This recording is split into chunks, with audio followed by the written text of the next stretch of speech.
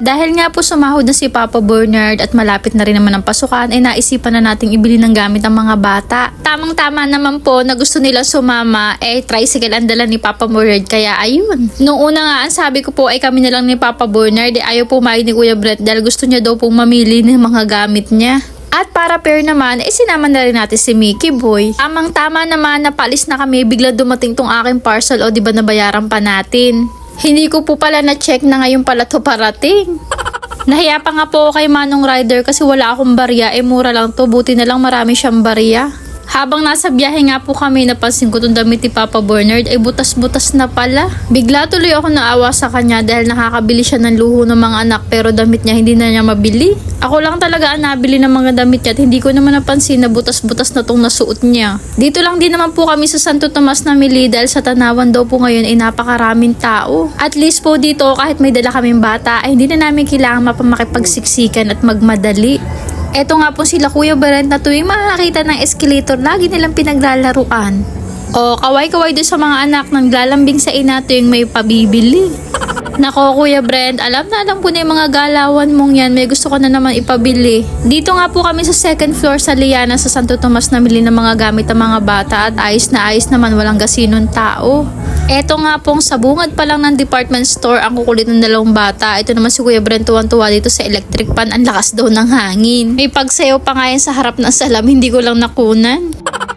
Habang nga tumitingin ng notebook ay nagrereklamo na agad to si Kuya Brent. Pare-pareho. Ha? Ayoko ng pare-pareho. Ilan bang notebook niya?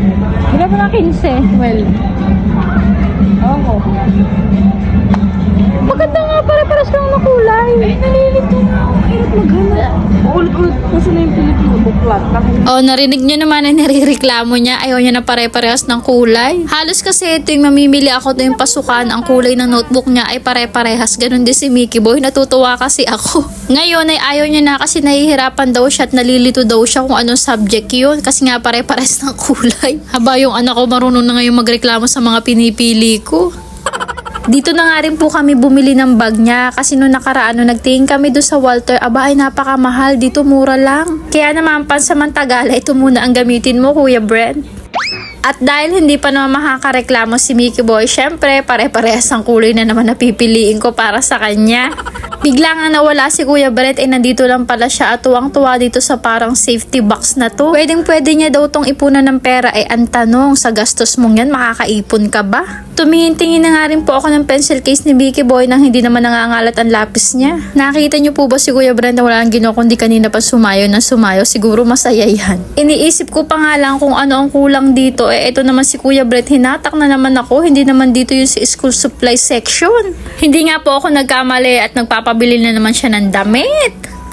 Sabi ko nga po, ay mura-mura lang naman at wala yan sa budget natin ngayon. Nagbibinata na talaga ang anak ko dahil dati kung ano lang maibili ko ay okay na sa kanya. Ngayon na marunong nang mamili, aba. Bibili na nga rin sana kami ng pants dito kaya lang malaki yung sukat nila. Naputol pang ni Mickey Boy yung kamay dito ng maniking kaya naman natakot tumakbo sa akin. Yan, kalikutan mo.